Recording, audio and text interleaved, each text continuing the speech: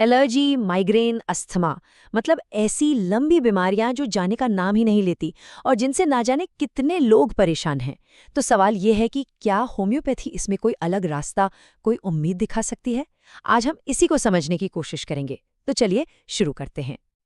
देखिए, जब कोई ऐसी बीमारी हो जो पीछा ही न छोड़े, तो एक रास्ता तो है पारंपरिक दवाइयों का। लेकिन एक सवाल मन में आता है, क्या कोई ऐसा भी तरीका हो सकता है जो सिर्फ लक्षणों को दबाने की जगह बीमारी की जड़ तक पहुंचने की बात करे? और बस यहीं पर ना इलाज के दो बिल्कुल अलग अलग तरीके सामने आ जाते हैं। एक तरीका है जो सिर्फ बीमारी के लक्षणों को, मतलब जो ऊपर ऊपर दिख रहा है, उसे ठीक करने पर जोर देता है ताकि फौरन आराम मिल जाए। और दूसरा तरीका है ठीक वैसे जैसे किसी पौधे को जड़ से पानी दिया जाता है, मतलब शरीर के अंदरूनी सिस्टम को ही ठीक करने पर ध्यान देना ताकि बीमारी वापस लौटे ही नहीं।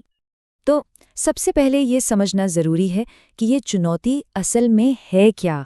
ये जो हम बार बार कह रहे हैं पुरानी बीमारियां, इनका मतलब क्या होता है आखिर? देखिए, पुरानी या जिसे क्रॉनिक बीमारी कहते हैं, वो एक ऐसी हेल्थ प्रॉब्लम है जो बहुत लंबे टाइम तक चलती है। इसमें होता क्या है कि लक्षण कभी आते हैं, कभी चले जाते हैं, और सबसे बड़ी दिक्कत, कई बार इलाज बंद होते ही प्रॉब्लम फिर से सिर उठा लेती है। और इसके कुछ उदाहरण तो हम सब ने अपने आसपास देखे ही होंगे, जैसे धूल या मौसम बदलते ही शुरू हो जाने वाली एलर्जी, वो बार बार उठने वाला माइग्रेन का दर्द, या फिर पेट से जुड़ी वो दिक्कतें जो लगातार बनी रहती हैं।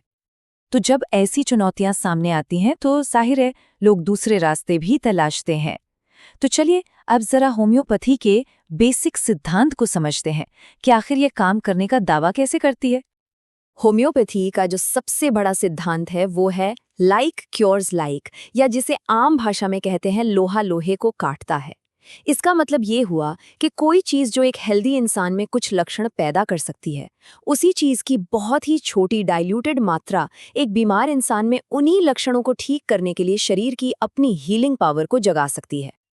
और इसमें जो सबसे खास बात है ना, वो ये कि ये एक बहुत ही पर्सनलाइज प्रोसेस है। मतलब डॉक्टर सिर्फ बीमारी का नाम नहीं देखते, वो मरीज के सारे लक्षण, उसकी मेंटल और फिजिकल कंडीशन, और यहाँ तक कि उसकी लाइफस्टाइल, सब कुछ देखते हैं। और यही वजह है कि एक ही बीमारी के लिए दो अलग अलग लोगों को बिल्कुल अलग अलग दवाइयाँ दी जा सकती हैं।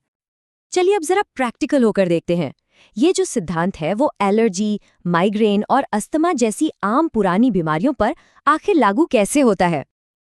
अगर एलर्जी की बात करें तो होम्योपैथी का फोकस सिर्फ छींक या खुजली जैसे लक्षणों को दबाना नहीं होता, बल्कि इसका असली मकसद है शरीर की उस हाइपर सेंसिटिविटी या अति संवेदनशीलता को ठीक करना जो असल में एलर्जी की जड़ है।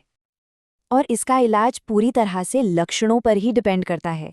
मिसाल के तौर पर, अगर किसी को धूल या मौसम से दिक्कत होती है तो उसके लिए एक खास दवा हो सकती है, वहीं किसी और तरह की एलर्जी के लिए कोई दूसरी दवा। ये चीज़ होम्योपैथी के उसी पर्सनलाइज्ड अप्रोच को दिखाती है। अब बात माइग्रेन की। होम्योपैथी इसे सिर्फ एक भयंकर सिरदर्द की तरह नहीं देखती, बल्कि इसे एक न्यूरोलॉजिकल कंडीशन मानती है।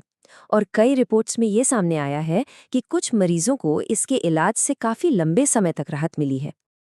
और यहाँ भी इलाज बहुत स्पेसिफिक होता है। जैसे अगर सिरदर्द बहुत तेज है, धड़कन जैसा महसूस हो रहा है, तो बेलाडोना जैसी दवा दी जा सकती है। लेकिन अगर दर्द सिर्फ सिर के दाईं तरफ हो रहा है तो उसके लिए कोई और दवा होगी। मतलब हर लक्षण के लिए एक अलग और सटीक दवा। और अब आते हैं अस्थमा पर। यहाँ भी इलाज का बेस सिर्फ सांस की तकलीफ को कम करना नहीं है।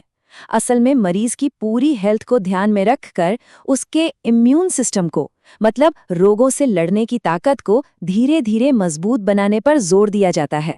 अस्थमा के इलाज में भी लक्षणों पर ही पूरा ध्यान दिया जाता है।